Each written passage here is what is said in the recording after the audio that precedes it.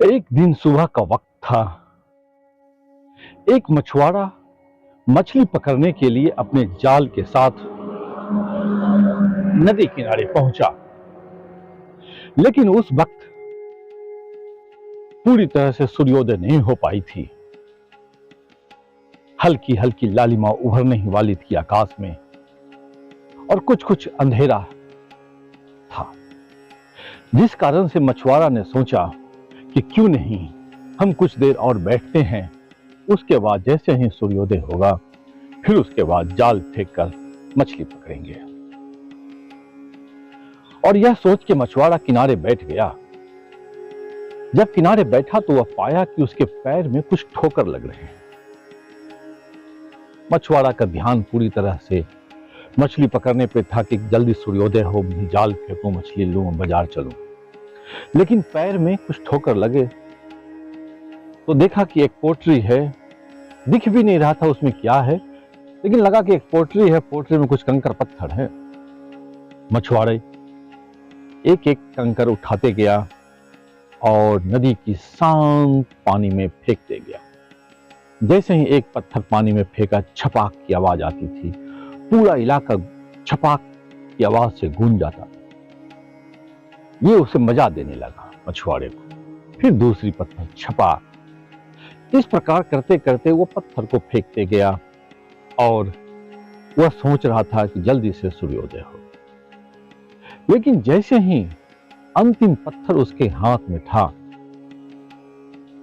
और वह उस पत्थर पे उसकी नजर पड़ी, तो नजर पड़ते ही मछुआरे रोने लगा, चिल्लाने लगा, यह क्या हो गया प्रभु, ये क्या कर दिए। और इतनी जोर से चिल्लाने लगा कि वह परेशान हो गया। मामला यह था कि उसकी पोटली में वह कंकर पत्थर नहीं था, हीरे जवाहरात पड़े हुए थे। और उस हीरे जवाहरात को कंकर पत्थर समझकर वह फेंके जा रहा था पानी। लेकिन अब उसके हाथ में सिर्फ एक हीरे जवाहरात बचे हुए थे। उस पोटली में इतने हीरे जवाहरात थे कि वह क्या उसकी आने वाली 10 पीढ़ी उस हीरे जवाहरात से खा सकते थे बिना कुछ किए हुए।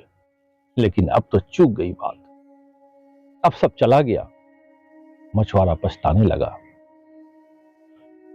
मछुआरा तो फिर भी भाग्यशाली था कि उसके हाथ में सिर्फ एक बचा और उन्होंने देख लिया कि यह हीरे जवाहरात है। लेकिन क्या हम सब अपनी जिंदगी में यह झांक कर देख पाते हैं कि हम समय जैसे हीरे जवाहरात को हम किस प्रकार से लुटाए और फेंके जा रहे हैं? कभी हम गौर से देखते हैं कि समय को कितनी तेजी से हम नष्ट करते जा रहे हैं, उसका हम सदुपयोग तक भी नहीं कर पाते। बड़ा अजीब मामला है। नष्ट किए जा रहे हैं, नष्ट किए जा रहे हैं अपने समय को मोबाइल पे, अपने समय को फिल्म पे, सीरीज पे, हर कुछ। ज्ञान और परम सत्य को पाने के लिए कोई प्रयास नहीं है।